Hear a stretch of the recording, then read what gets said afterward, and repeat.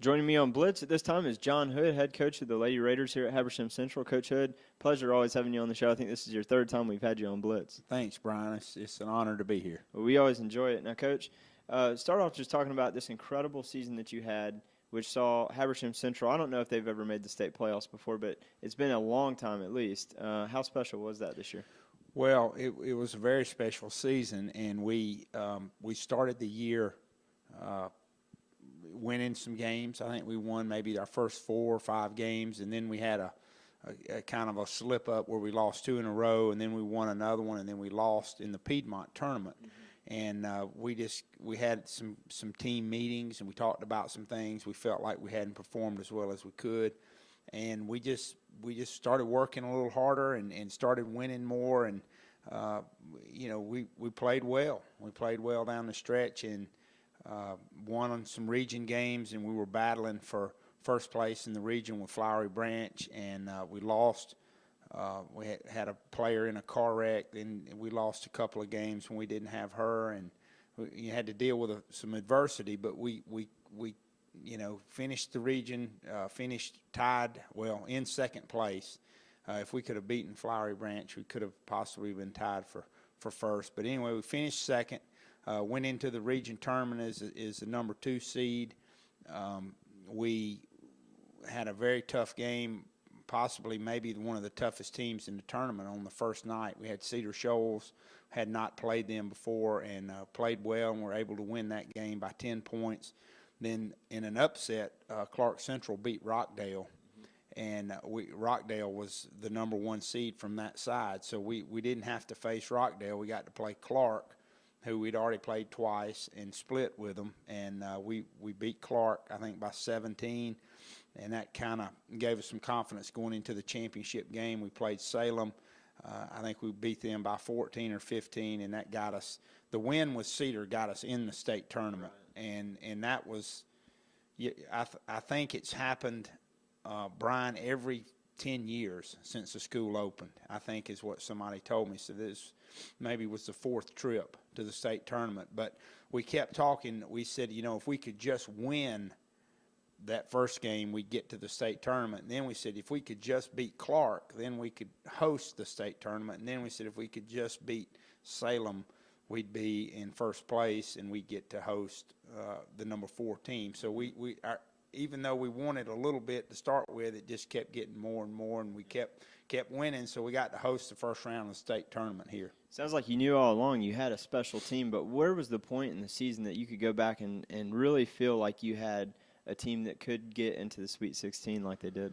We felt like we had a team that could advance deep into the state tournament last summer. We on a bus ride home, after a loss last year, which we'd won 19 games, which was a big improvement. But on a bus ride home, I said, we need to schedule the toughest teams we can find in the summer and see how we match up. And we played Southwest DeKalb and North Gwinnett and Norcross and Buford and a lot of people. And we played well at times, and it gave us some confidence. And we thought at that time we could advance. We had a good chance to make it to the state tournament and advance and possibly win a couple of games. Yeah, you talk about making a big improvement going from the 19-win season last year. The year before that, unfortunately, you lost one of your best players for the majority of the season. You won 7 games that year, and then, like you said, that huge improvement to go up to 19 and just miss making the state playoffs last year. And then this year, you finally get over that hump. Talk about, from your standpoint as a coach, and I believe that was your first year with the 7 wins, and what that's been like for you to get here. Well, confidence, winning builds confidence. And the group that my first year here, we had some good players. We lost a good player. People, I think our confidence struggled a little bit, and it was tough. It was tough to compete.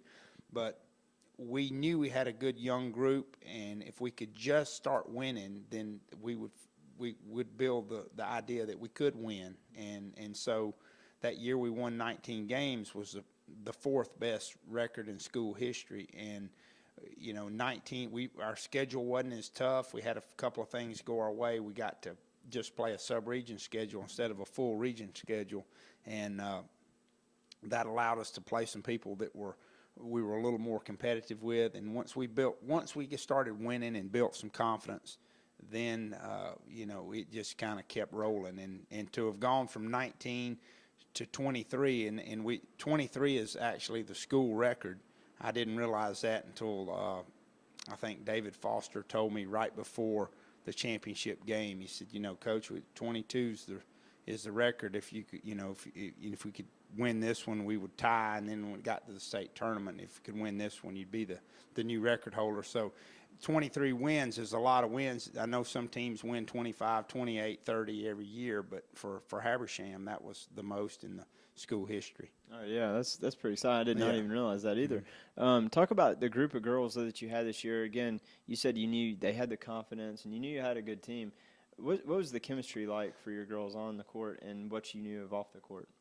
I think that one of their goals that they had posted in their locker was to stay together as a team, and I think they did a very good job with that. We had 4 seniors and 6 juniors. We had a couple of players that weren't able to stay on the team for various reasons. We started the year with 12. We ended with 10.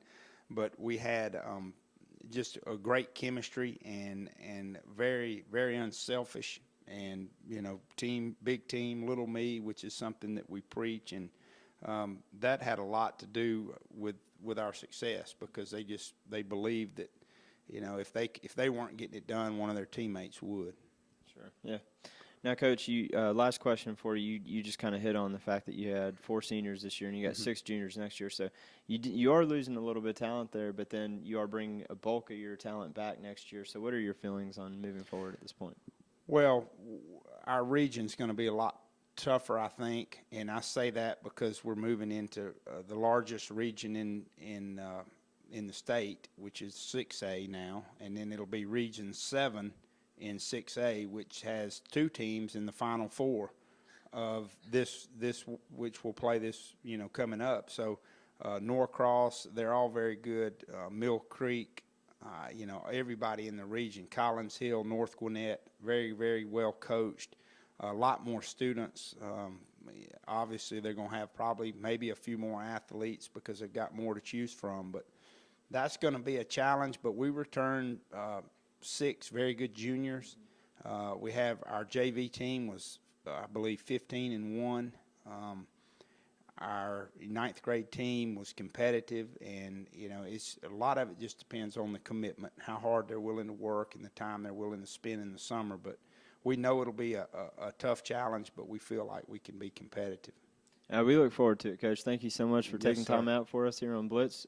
As always, we do appreciate you being on the show and look forward to next year, hopefully getting back to state, even though you're going to be in a tough region. That'll be one of our goals. Yeah. Thank you, Brian. Thanks, Coach. Now, don't go anywhere. When we come back, we're going to have star junior guard for the Lady Raiders, Brianna Barrett, up next on Blitz.